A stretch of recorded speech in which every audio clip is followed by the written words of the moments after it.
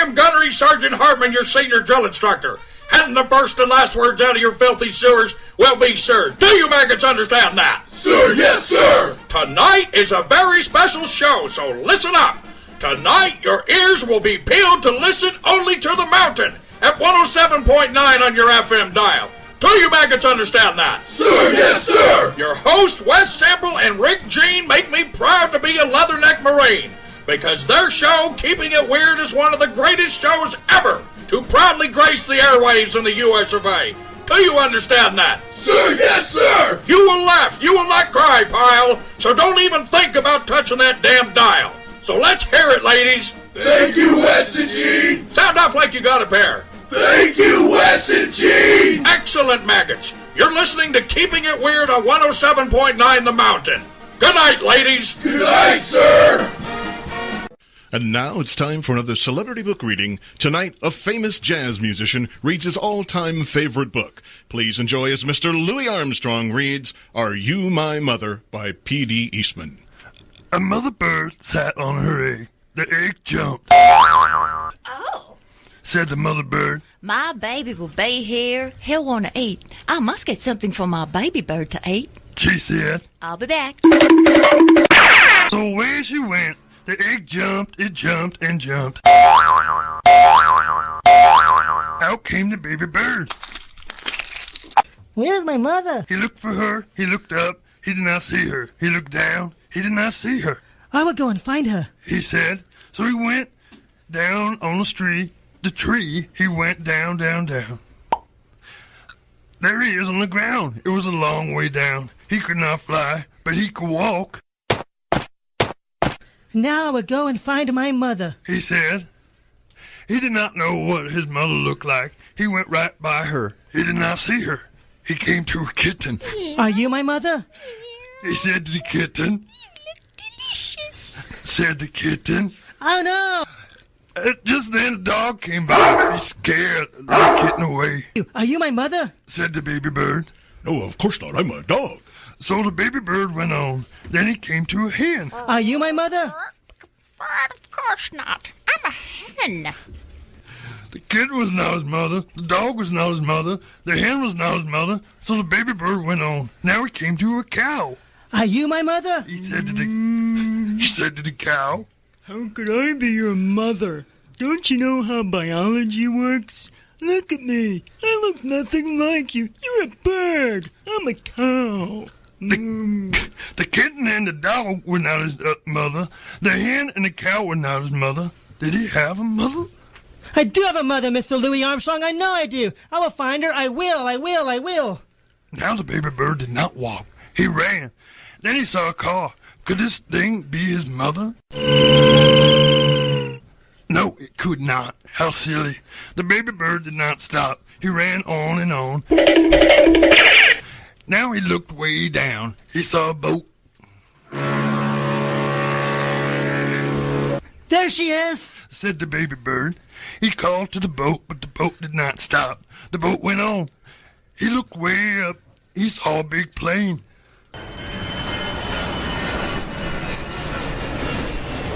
Here I am, Mother. I'm over here.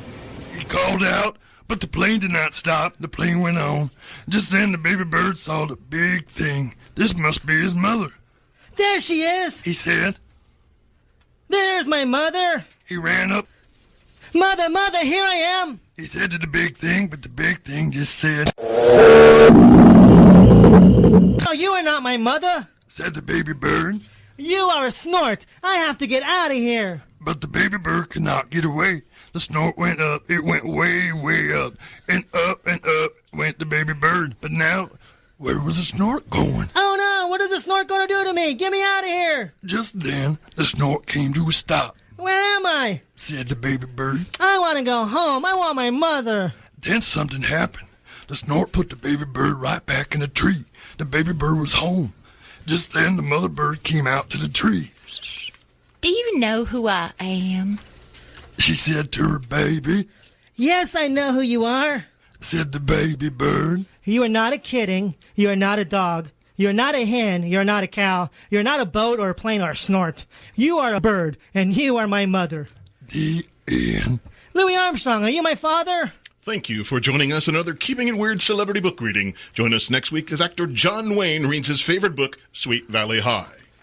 Hi, this is Marshall Applewhite from Heaven's Gate, coming to you from the Haley Bob Comet, and you're listening to Keeping It Weird, the weirdest sketch comedy show in the galaxy.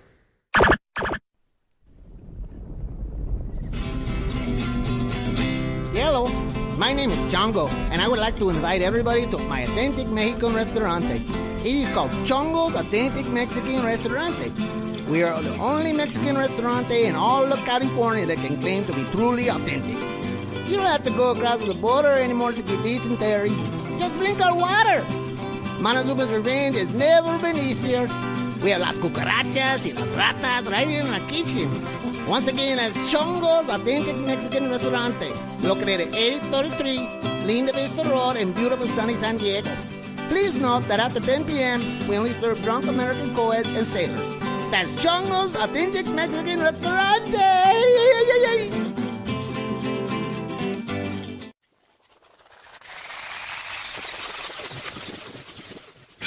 Ladies, are you tired of being leered at by creepy, ugly, perverted men whenever you go to the gym? And you don't want to go to the all-women's gym because there are no good-looking guys there? Well, at Hotties Gym, we only accept good-looking people. Say goodbye to the disgusting guys and ugly girls and say hello to good-looking people just like yourself. At Hotties, we have a staff of trained people who judge all applicants based on their appearance. Need to lose a few pounds? Well, after you lose weight somewhere else, you can come back and reapply. Have a mole on your face? We'll refer you to a plastic surgeon. And after you get it removed, we'll reevaluate you. At Hotties, we believe that good-looking people should only be seen with other good-looking people. You're listening to Imus in the Morning, and topping today's news is that you're listening to Keeping It Weird here at 107.9 The Mountain. My God. With Rick, Wes, Tony, Marie, and Mike working the boards, this show should be called the Keeping the Cuckoo's Nest. Or maybe Straight Jacket Central. One of the two. This show's so weird that it makes Dennis Rodman on LSD seem perfectly sane and logical. Wes is a former bat-wielding bat boy for the Padres. Rick is from Rome, New York, allegedly, and supposedly also dresses like one of the guys on the Roman meal bread 24/7. Tony's so Italian that he makes spaghetti seem like top ramen. And Maria, well, let's just leave Maria out of this because she's so flat-out beautiful.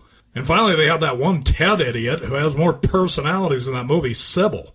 Besides, his Don Imus impersonation is absolutely pitiful. Anyway, you're listening to Keeping It Weird here at 107.9 The Mountain. Pitiful. And now it's time for a Shakespeare rendition of a popular pop song. Yeah, when I walk on by, girls be looking like damn he fly. I pimp to the beat, walk on the street in my noodle of freak, yeah. This is how I roll, animal print, pants out of control. It's red foo with the big afro, and like Bruce Leroy, I got the glow. Ah, girl, look at that body. Ah, girl, look at that body. Ah, girl, look at that body. Ah, I'll work out. Ah, girl, look at that body. Ah, girl, look at that body. Ah, girl, look at that body. Ah, I work out. When I walk in the sport, yeah, this is what I see, okay? Everybody stops and they're staring at me. I got passion in my pants, and I ain't afraid to show it, show it, show it, show it. I'm sexy and I know it. I'm sexy and I know it. Yeah, when I'm at the mall, security just can't fight them off. And when I'm at the beach, I'm in a Speedo trying to tan my cheeks. What? This is how I roll. Come on, ladies, it's time to go. We headed to the bar. Baby, don't be nervous. No shoes, no shirt, and I still get serviced. Watch. Ah, girl, look at that body. Ah, girl, look at that body. Ah, girl, look at that body. Ah, I work out. Ah, girl, look at that body. Ah, girl, look at that body. Ah, girl, look at that body. Ah, I work out. When I walk in the spot, yeah, this is what I see, okay? Everybody stops and they're staring at me. I got passion in my pants, and I'm afraid to show it. Show it, show it, show it. I'm sexy and I know it. I'm sexy and I know it. I'm sexy and I know it. Check it out. Check it out. Wiggle, wiggle, wiggle, wiggle, wiggle, yeah. Wiggle, wiggle, wiggle, wiggle, wiggle, yeah. Wiggle, wiggle, wiggle, wiggle, wiggle, yeah. Wiggle, wiggle, wiggle, wiggle, wiggle, yeah, yeah. Do the wiggle, man. I do the wiggle, man. Yeah, I'm sexy and I know it. Ah, girl, look at that body. Ah, girl, look at that body. Ah, girl, look at that body. Ah, I work out. Ah, girl, look at that body. Ah, girl, look at that body. Ah, girl, look at that body. Ah, I work out. Yeah, I'm sexy and I know it. A goldfish only has a memory of 3 seconds. Here to tell us what it's like to live like that are George and Glenda Goldfish. Where am I? You're on the radio. Who's the hot fish over there? That's your wife, Glenda. Wife? But I never even played the field. You've had a ton of girlfriends. I have.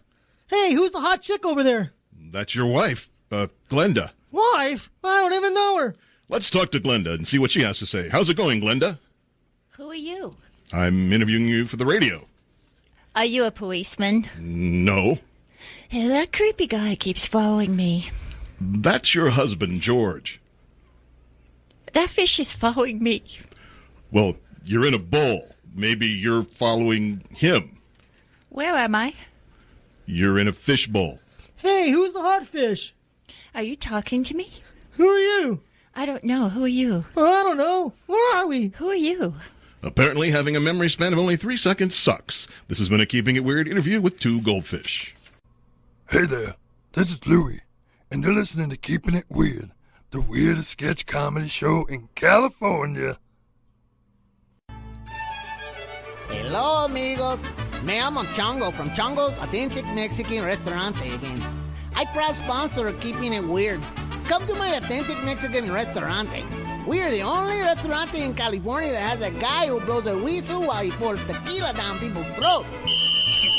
It's a good time. Perfect for bachelor parties. Prostitutes only $10. Or bachelorette parties. Tequila guy wear no shirt. Chongo's Authentic Restaurante, 2 locations, 1 near you. Please note that after 10 p.m., we only serve drunk American co-eds and sailors. That's Chongo's Authentic Mexican Restaurante. Hello, I'm Brenda Beldam from the law firm Beldam, Shrew, and Harridan. Paid actor, not an actual attorney. We're the leading divorce attorneys in California, and we fight for women's rights. Do you have any evidence that your husband is cheating? If not, we will find some. We have a team of beautiful women that will send out to seduce your husband. Paid models, not actual prostitutes. While we hide in the shadows and take pictures. Divorces can be ugly, but why should a woman suffer due to her husband's infidelity? At Beldam, Shrew, and Harridan, we don't think you should. We'll also make sure you get full custody of your children, if you want them. If not, we can stick your ex-husband with those little hellions. No, not all kids are hellions. Best of all, at Beldam, Shrew, and Harridan, you don't pay a dime until after we win your divorce. That's Beldam, Shrew, and Harridan. We'll do whatever it takes. We fight for your rights. Good evening, ladies and gentlemen. This is Reginald Hemshaw with another classic episode of Shakespearean theatre for Americans. What soft, what light through yonder window breaks? Hey, someone just turned a light on. It is the east, and Juliet is the sun. Arise, fair sun, and kill the envious moon, who is already sick and pale with grief. She's hot. It is my lady, oh, it is my love. Oh, that she knew she were. She's money and she doesn't even know it. She speak, yet she says nothing. What of that? She's an airhead, but she has nice legs. What if her eyes were there? They lay in her head. The brightness of her cheek would shame those stars. Her cheeks are so shiny, like the glow from my cell phone. Ay, me. What a crappy day. Oh, Romeo, Romeo. Wherefore art thou, Romeo? Dude, where the hell are you? I called and sent several texts. Shall I hear more, or shall I speak of this? I'm not getting your text. Why don't you Facebook me? What's in a name? That which we call a rose by any other name would smell as sweet. Romeo, you need to take a shower. I take thee at thy word. Call me but love, and I'll be new baptized. Henceforth, I never will be Romeo. Okay, I'll change my name. From now on, you can call me MC Saggy Pants. My ears have not yet drunk 100 words of that tongue's utterance, yet I know the sound. I haven't heard you talk so much before. With love light's wings did I upperch these walls, for stony limits cannot hold love out. I do all kinds of stupid things when I'm drunk and horny. If they do see thee, they will murder thee. They're gonna pop a cap in your ass. Alack, there lies more peril than 20 of their swords. Hell, I'm more scared of a drive-by shooting. I'll be fine, I hope. I have nights cloaked to hide me from their sight, but thou love me, let them find me here. You're being a bitch. By whose direction foundest thou out this place? How did you find my house? We're not in the phone book. By love I am no pilot. Yet, when thou as far as that vast shore washed with the farthest sea, I would avenge her for such merchandise. Well, I am a bit obsessed with you, and I've been walking around all day looking for this place. Your house isn't even on Google Earth. But I would walk 500 miles, and I would walk 500 more, just to be the guy who walked 1,000 miles to show up at your door. That's not what I said. The end. And now, here's tomorrow's news with Joey Knuckles. Hey, how yous doing? This is Joey Knuckles, and I'm the only guy who gives you tomorrow's news. The man was shot tomorrow on the corner of Market Street and 13th Street. There'll be no witnesses. Did you hear that? I said no witnesses. There was a fire tomorrow night at the old Italian restaurant that was bleeding us dry. Police are going to think it was an electrical problem. The lottery numbers will be 3, 7, 21, and 35. The bonus number will be, I don't know, how about 10? Congratulations to Frankie Donati for winning the 3rd week in a row. Hey, listen, if you have some goods you can't get rid of, you come see me behind the pool hall on 3rd of Broadway. If you need a loan, don't go to the bank. They're all a bunch of crooks. See me. We also have nightly poker and craps tournaments and pretty young girls who'll, forget about it. When you come by, make sure you're not followed. If you are, it's curtains. Bada bing, bada boom. That was Joey Knuckles with tomorrow's news.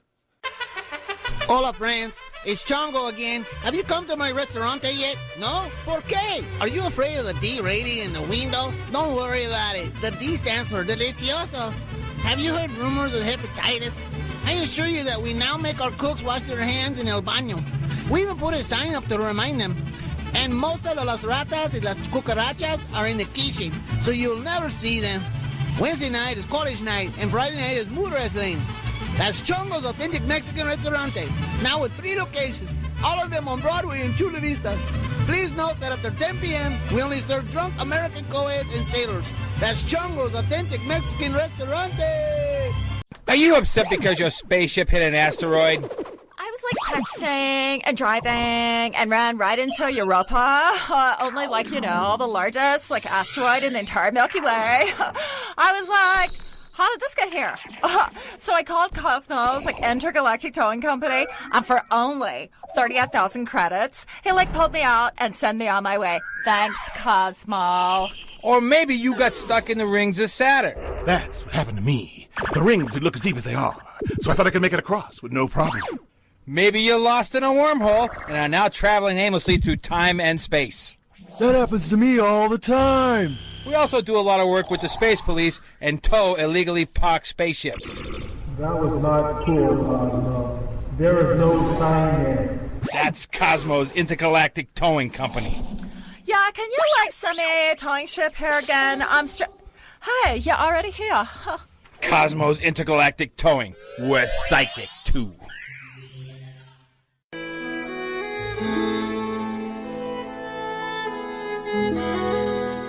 Yeah, Wade, I wanted to tell all of our listeners here today that they're listening to a station that is really super, and so we at 107.9 wanted Let me handle it. Yeah, but Wade, it's my deal here, see? Wanted me to do the station ID, and so I'll handle it. Yeah, but Wade, Look, Jerry, you're not selling me a damn car. It's my show here. With all due respect, Jerry, I don't want you mucking this up. What the heck you mean? Be quiet, Jerry. All right, if it's so darn tootin' important to you. Look, you're listening to 107.9 The Mountain, and tonight it's all about sketch comedy. And that's that. Yeah, but Wade, you forgot to say Teddy Vardell. Shut up, Jerry!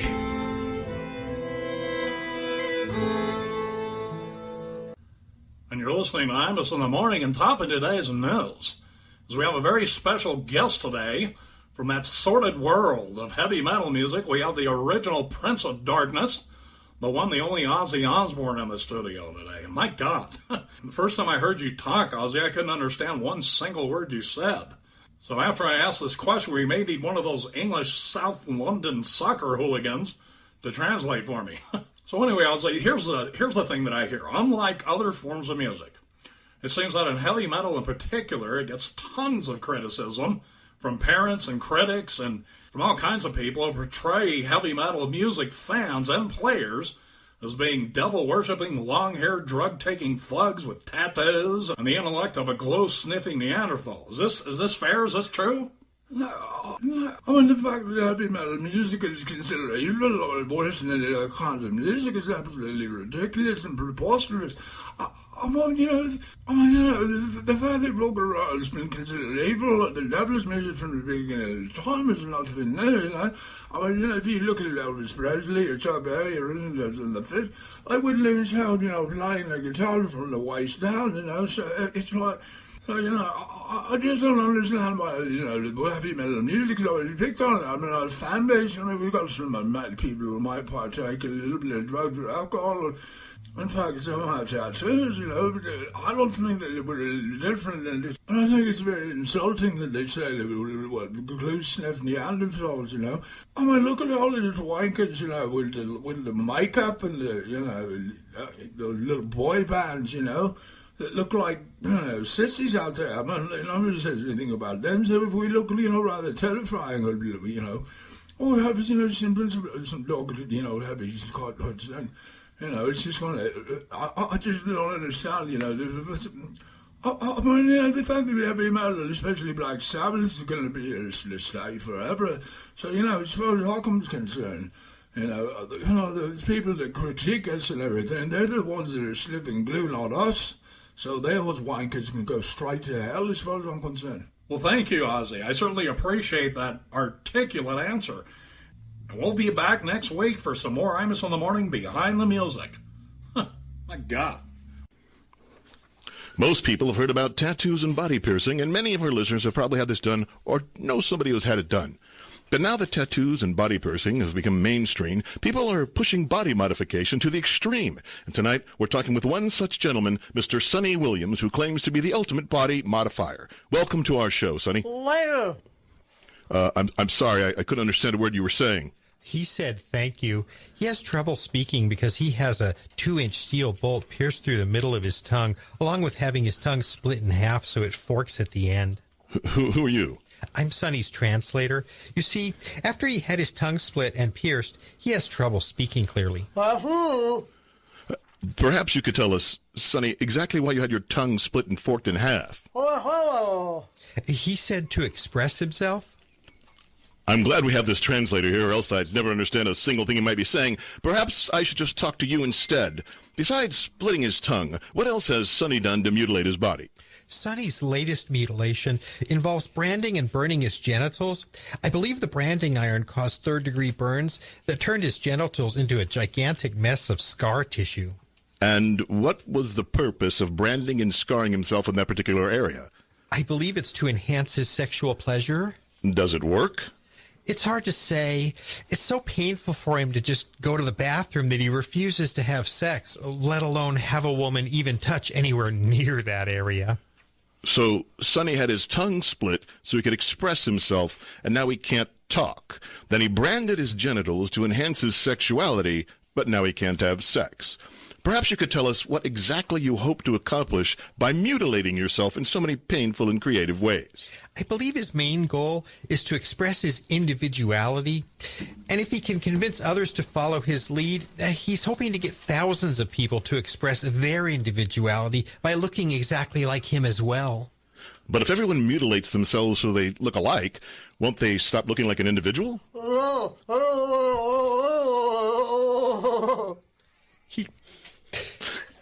He says, no, they'll just look like identical individuals who you can't tell apart. After such extreme mutilations, perhaps you could tell us what's next for Sonny Williams. I believe Sonny is going for the ultimate in body mutilation, so next week he's going to have himself beheaded. He's going to cut his head off? What's the purpose of that? To enhance his ability to think rationally and logically. Oh. He said that's right. Well, it's been a pleasure talking to you, Sonny, and we wish you the best of luck in pushing your body mutilation to the extreme. Hey, how you doing? My name is Eddie Mortensen, and I'm the owner of Fast Eddie's Used Cars in El Cajon. We have the lowest price cars guaranteed, or I will give you double your money back. Get a 1987 Ford Tempo for $250, or a 1991 Honda Accord for only $300, or a 1975 Chevy Vega for only $200. How do I do it? It's simple. None of our cars work. In fact, most of them don't even have an engine. I know you're thinking, well, how to buy a car that doesn't work? Well, I'll tell you why. Because we'll give you a AAA Plus membership when you buy a car from us. What do you get with a AAA Plus membership? You get free towing for up to 100 miles. Need to go to work or to the grocery store, or perhaps take that special someone on a date? Well, call AAA and they will tow you to your destination. When you're ready to go home, call them back and say, well, guess what? My car still doesn't run. Of course it doesn't run. You bought it at Fast Eddie's. Gas prices are too high. When you buy a car at Fast Eddie's, you will never have to pay for gas again. That's Fast Eddie's Used Car Lot at El Cajon Boulevard. Hola, friends. It is I, Chongo, formerly of Chongo's Authentic Mexican Restaurante. Did you know that in America, people have to be 21 years old to drink alcohol? Nobody told Chongo. I lost my tequila license. Since I was not allowed to have tequila, all the cooks quit. Nobody wants to cook Mexican food sober. Now it's just Chongo and mi amigos Las Ratas. Some of them are muy grande. One of Las Ratas told me that I should burn down Chongo's Authentic Mexican Restaurantes and collect the insurance money. Then the Las Ratas would have to live in Chongo's casa. Y Chongo's wife no like that. Maybe I can collect the insurance money and then build Las Ratas a casa for themselves. Wait, I should not say that on the radio. I was just teasing. That was Chongo's Authentic Mexican Restaurante, now with no locations. Adios, amigos! We hear stories all the time about people forced to resort to cannibalism after surviving some horrible accident. Today, we're talking to someone who was recently forced to eat 3 of his fellow passengers in order to survive. Please welcome Damon Walker. Good evening. Can you tell us exactly what happened from the time of the accident to the time you were forced to eat your fellow passengers? Sure. After the accident, there was myself and 3 other passengers. At first, we were just happy to be alive, hoping that help would rescue us soon, but then we realized nobody was coming to help us. Our first thought was simply to stay alive, and that's when we just resorted to drinking our own urine. There was no water around? Not a drop. Fortunately, I'd gotten really drunk the night before, so my urine tasted a little like beer. In fact, I even managed to make a profit from the other passengers by selling my urine to them as part of a 2-drink minimum. Whose decision was it to resort to cannibalism? I believe it was mine. You see, not only did we not have any water, but we didn't have any food either. No plants or animals you could kill and eat? No, absolutely nothing. As long as you have something to drink, you can actually live without food. We started to get hungry, and that's when we realized that unless one of us was willing to die, there was a chance that none of us would survive. So how did you decide who to kill and eat? Well, we drew straws, and fortunately, a little old lady drew the short straw, so it was fairly easy for the rest of us to beat her up and eat her. I don't mean to sound morbid, but did you cook her? Oh, no, we didn't. We had no way of making a fire, so we just had to tear her flesh apart with our bare hands and eat her flesh raw. So that left you with 2 passengers. That's right. After we polished off the old lady, we drew straws again, and a teenager, he lost that time. He put up quite a fight. With 2 of us attacking him, we soon managed to knock him out and eat him up as well. Now that left you with just you and one other passenger. That's right. We drew straws again, and this time I lost, but I managed to fight off the other fellow and kill him before he could kill me, and then I ate him too. Approximately how much time passed from the accident until you were finally rescued? Oh, I'd say 30 or 40 minutes, tops. You were rescued 30 minutes after your plane crashed? No, it wasn't a plane. I was in an elevator in the Bank of America about 3 blocks from here. After the elevator got stuck, we stuck between floors. We were forced to drink our own urine and eat each other in order to survive. You killed and ate your fellow passengers in 30 minutes. Hey, buddy, I was hungry. It was lunchtime, and I skipped breakfast that morning. When you're in a life and death situation, and you don't know when you'll be rescued, you have to do whatever it takes to survive. I don't think waiting 30 minutes seems like a life or death situation. Listen, buddy, I don't need your attitude. I was hungry and stranded, and I survived. If you're going to insult me, I'll just blow this joint right now and go home. Where's the elevator in this building? There's one right down the hall. Come on and show me where it's at. And bring me 2 of your friends to ride down with me. I'm starting to get all hungry right now.